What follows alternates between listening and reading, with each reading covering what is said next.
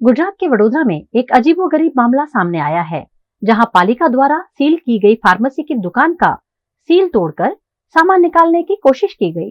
वडोदरा के वरसिया ring road पर municipal corporation के वार्ड नंबर 4 निकट की बिल्डिंग में अपोलो फार्मेसी की दुकान है, जहां पालिका की टीम ने दुकान को सील किया था। कुछ दिनों से दुकान बंद थी।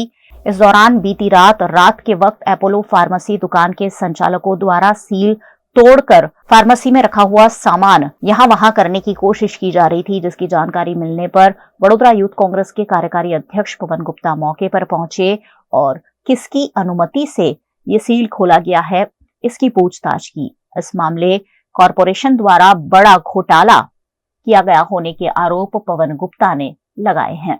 दबाण शाखानी टीम छेल्ला 10 દિવસથી વડોદરા શહેરના જુદા જુદા વિસ્તારોમાં જઈને ગેરકાનૂની દબાણો દૂર કરવાનું કામ કરી રહ્યું છે ખૂબ જ સારું કામ છે।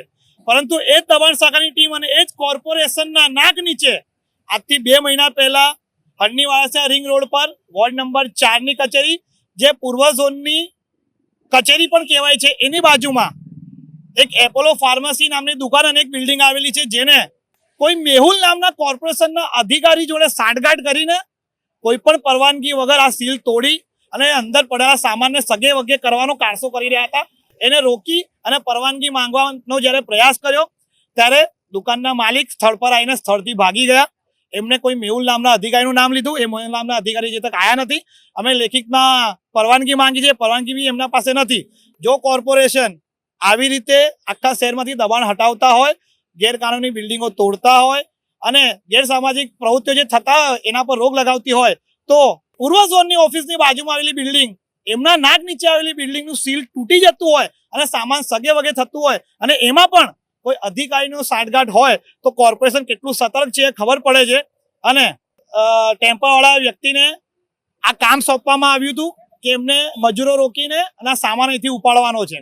સામાન ઉપાડીને કોઈ બ્રહ્મભટ્ટભાઈ છે, જે આ દુકાનના માલિક છે, એમને ઓર્ડર આપેલો અને એ બ્રહ્મભટ્ટભાઈએ કોઈ મેહુલભાઈ કરીને અધિકારી છે કોર્પોરેશનના, જેમના કહેવા પર માલ કાઢેલો। એટલે ટૂંકમાં એવું કહેવાય કે કોર્પોરેશનના અધિકારી અને દુકાનદાર વચ્ચે કંઈ લેતી દેતી થઈ અને કંઈક બારોબાર વહીવટ થયો, જે વહીવટના આધારે આ સામાન સગે વગે કરવાનું ચાલુ થયું હતું।